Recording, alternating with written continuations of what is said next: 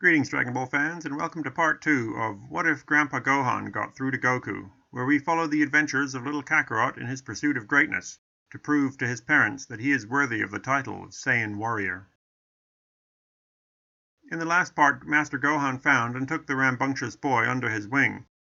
While he proved quite the handful, that fateful day that would normally have resulted in a head-bashing of a lifetime took a slightly different turn, as the as-yet unnamed Kakarot attempted to take a bite out of Master Gohan's shoulder. He set the child down and challenged him to an actual fight, since the boy seemed to want one. This did not turn out quite how the boy had wanted. Up to that point, the old man had clearly been humoring him. Seeing now why his parents had cast him out, Kakarot agrees to Master Gohan's rules. He will learn and train under this master and follow his principles, as long as it made him the strongest and most capable fighter possible. Now set out to see the world under his master's guise of securing the 4-star Dragonball from any nefarious use, Kakarot and the almost as young Bulma have a total of 3 between them as they debate with Master Roshi, who Kakarot is struggling to see as his own master's master in turn. Seeing that Kakarot also cannot use the flying Nimbus, Master Roshi considers for a moment.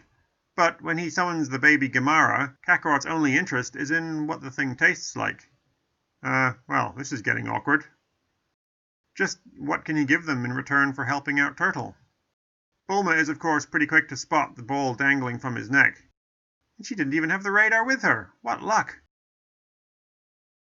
While she is careful not to say what it's for this time, given Master Gohan's reaction, Kakarot spills the beans as to why she's so interested in them, and that he was with her to make sure to recollect his master's ball. Master Gohan, huh? Just who is he to you, son? Muten Roshi is impressed that this boy is or rather the, only known student of perhaps his best student in turn. Now noticing the power pole only confirms it. With the boy around, he feels much more comfortable handing over the ball. He had wanted to ask her for something else, since she had wanted the ball so much more than the boy had, but, alas, there will be no perving on a 16-year-old's panties on my watch. When they reach the next blip on the radar, Aru Village, they pack away the motorcycle and walk in to investigate. Bulma finds the whole abandoned village thing a little bit creepy, but Kakarot isn't too weirded out by the lack of people. He can, of course, sense them around, hiding in their homes. Luckily, he is generally a bit more on guard than his canon counterpart, so the axe does not leave any dents in his head when they enter a house at random. With the old man pinned against the wall, Kakarot inspects the axe, and actually compliments the man on maintaining the weapon. After clearing up that they are not in fact the demonic shapeshifter Oolong, they hear of the village's plight, and Bulma suggests that Kakarot could help them. They have another Dragon Ball according to the radar, and that old woman confirms it. Unfortunately, this iteration of Goku has absolutely no interest in wearing a dress. He's still not quite over his armor being ruined in the wash, so is a lot less willing to wear anything but the gi his Master Gohan had given him for this journey, even if it hangs a bit loose without the underlayer it was fitted for. But for a Dragon Ball, and on condition that Kakarot remain nearby to protect her, Bulma finally agrees that she will wait as bait for the fearsome demon, and she doesn't have to wait that long. Ogre Oolong comes strolling up to her and demands to know where the little girl is, before seeing that Bulma is also a woman. Distracted by the older girl's, eye-batting? Yeah, eye-batting. He doesn't see the kick coming in from behind. Oolong wakes up, finding himself in his normal form, as his time had run out. He is tied up like he's being prepared for a spit roast, and is being poked by the power pole, while Kakarot looks down at him, practically salivating. He's had pork before, but demon pork? That's something new. Oolong tries for the bull form, but the ropes on his hands and feet force him back.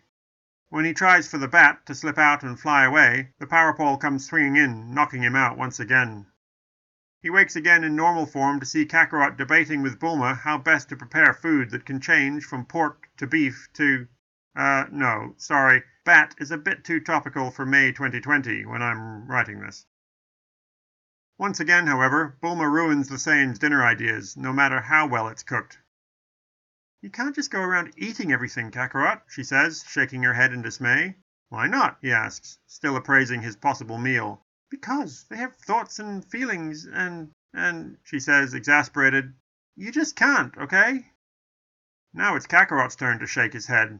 But he was going to eat that girl, he says, pointing at that axe-wielding villager's daughter, and is quite happy with himself to have found such a compelling reason. What? Bulma asks.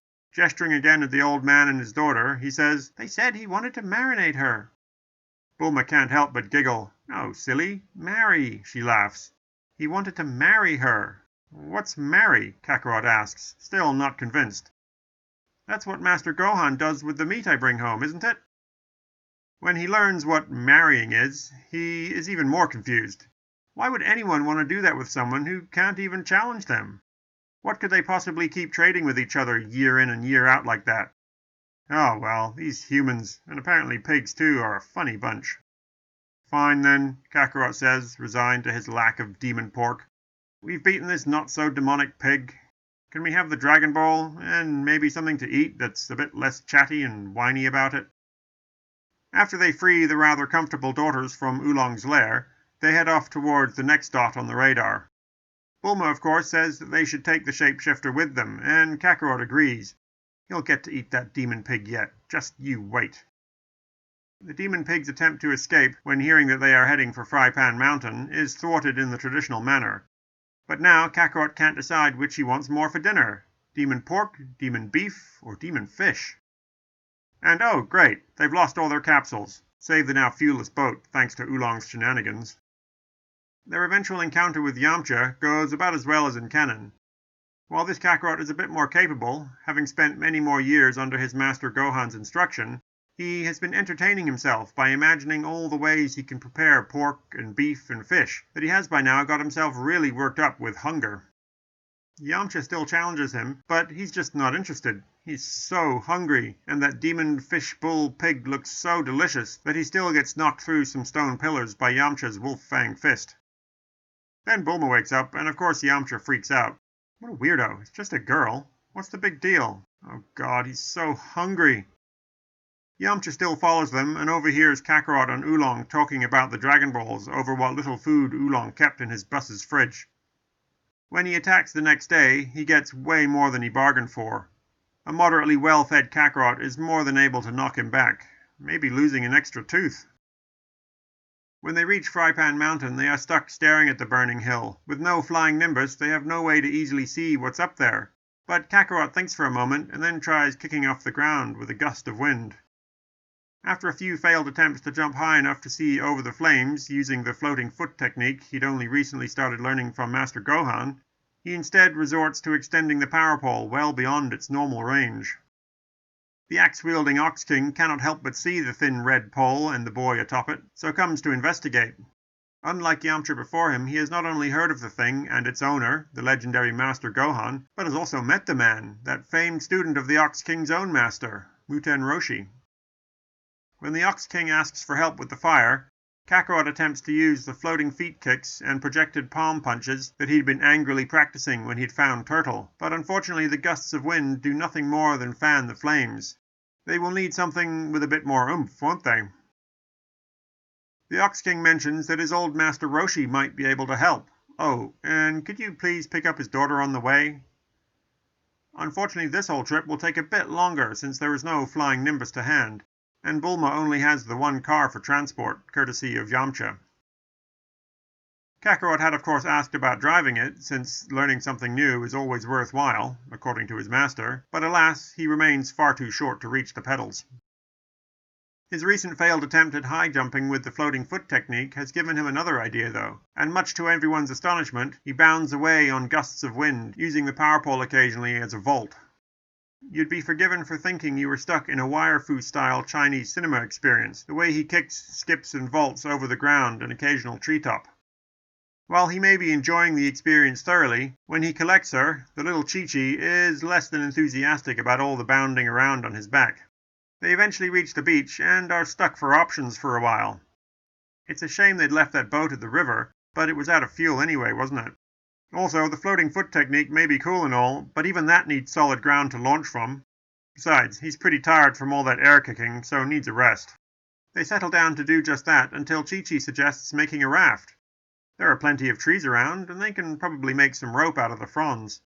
"You wait right here," she says, and trots off towards the tree line while fiddling with her helmet. Kakarot admits to himself that he is rather impressed at her precision with the head blade as she chops down a dozen fairly thick trees. They work together to make the leaves into rope, which Kakarot hadn't thought of before either. Something new to be learned, eh, my boy? He hears Master Gohan saying as he carefully watches this Chi-Chi girl twisting and tying the fronds together. Before they set out into the water, however, they need to eat.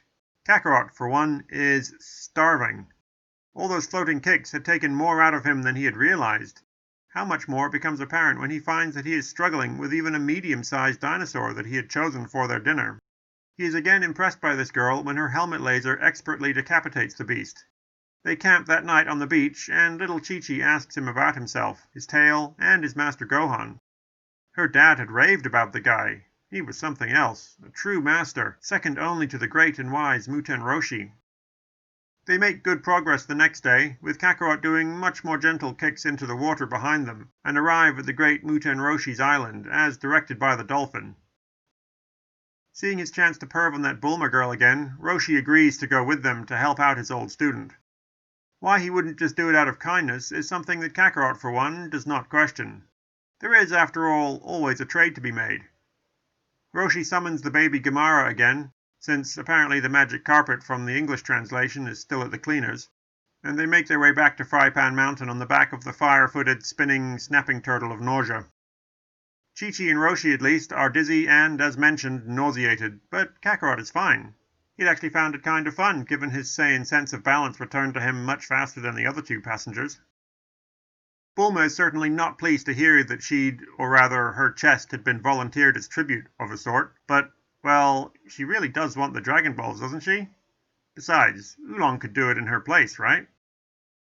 And finally, Kakarot gets to see what all the fuss with this Muten Roshi guy is about, when the shriveled old man shouts, "Gawa!" and bulks up to his max power mode. Something to be learned indeed. The Kamehameha was even more impressive. Master Gohan had hinted at such things, but with the exception of the floating feet and projected palm techniques, all his training had been of a more direct, physical nature. Even the after-image was nothing like this. His own attempt at the max power form does not pan out, as he already has access to all the power he can muster.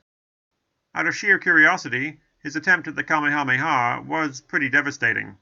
The two halves of the car are never going to be put back together.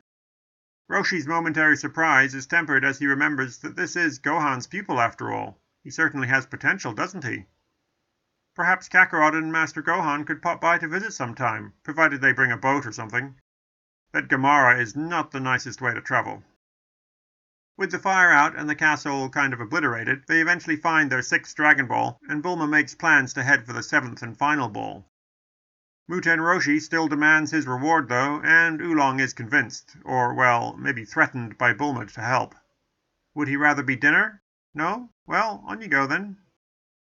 After Kakarot promises that once the 4-star ball is returned, he will ask his master about visiting Roshi on his island, they head out in the Ox King's gift of a hovercar and make their way towards the final blip on their radar. And here we will end part 2. If you're wondering where the so-called floating foot and projected palm things come from, keep in mind that this Kakarot has been with his Master Gohan for many years, and we kinda need to work around the nimbus, or lack thereof. And this isn't strictly Grandpa Gohan here anymore either, is he? While he may feel some paternal instinct towards the boy, Kakarot, on the other hand, does not share the sentiment.